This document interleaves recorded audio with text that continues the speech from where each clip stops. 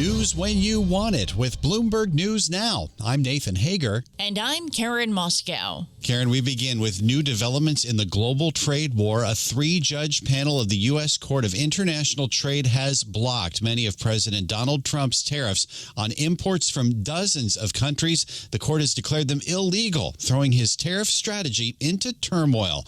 We get more from Bloomberg News senior editor Derek Wallbank. All of the Liberations Day stuff that Donald Trump did, the 10% global reciprocal tariffs, the reciprocal trade deficit-based tariffs that were put on top of that, all of that's done under this emergency authority. And essentially what the court said was you can't do that, and you have 10 days to undo that. Now, the Trump administration is appealing this decision, so it's possible that the U.S. Supreme Court may ultimately have the final say. It also puts negotiations with foreign countries into a bit of a question mark formation because the Trump administration now is negotiating from a position of substantial more weakness because there's a possibility that even as countries negotiate, there may not be a full threat on the other side of the ledger. Bloomberg News senior editor Derek Wallbank says the ruling does not affect President Trump's first-term levies on many imports from China or sectoral duties planned or already imposed on goods, including steel. And again, Nathan, as we heard, the Trump administration is already promising to appeal. A White House spokesman says unelected judges should not have the power to decide how to properly address a national emergency.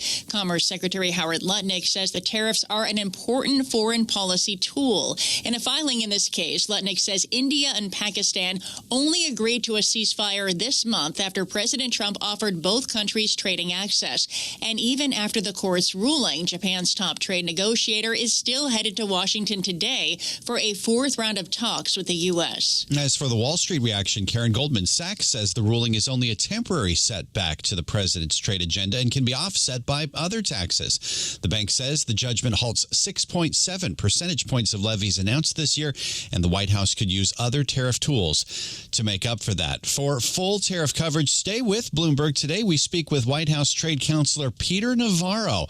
That's at 8:45 Wall Street time on Bloomberg Radio, Bloomberg Television, and the Bloomberg Podcasts page on YouTube.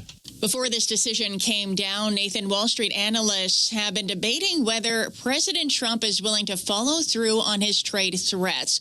A columnist for the Financial Times coined the phrase the taco trade, as in Trump always chickens out. President Trump was asked about it in White House remarks heard on Bloomberg Radio. You mean because I reduced China from 145% that I set down to 100 and then down to another number, and because I gave the European Union a 50% tax tariff, and they called up and they said, please, let's meet right now. We have an end date of July 9th. You call that chickening out? President Trump says when it comes to backing away from high tariff rates, it's called negotiation. Well, Karen, markets are getting a lift on the tariff ruling. They are also seeing a boost from earnings from Nvidia. Sales for the AI chip giant rose a better than expected 69% to $44.1 billion. Nvidia says it expects revenue in the second fiscal quarter to come in at about $45 billion. That's despite new export restrictions costing about $8 billion in Chinese revenue. We got reaction from Bloomberg Intelligence senior analyst Mandeep Singh. Not being for the China write-down, this company would have posted revenue which was 5% higher than the $44 billion number. Right. And the guide would have been almost 15-20% higher. So we're talking about $8 billion in lost revenue. So clearly, whatever they're doing, they are able to make up that revenue lost in China with some other customers because it's in line with consensus. That's Bloomberg Intelligence senior analyst Mandeep Singh, and shares of Nvidia are up more than 5% in early trading. Nathan, Nvidia CEO Jensen Huang is warning that Chinese AI rivals are now more formidable. In an interview with Bloomberg after the earnings report, Huang says companies like Huawei and others are filling the void left by the American departure from the Chinese market. Without American technology, the availability of Chinese technology will fill the market. And so, whatever we offer has to at least be competitive and it has to add value to the market.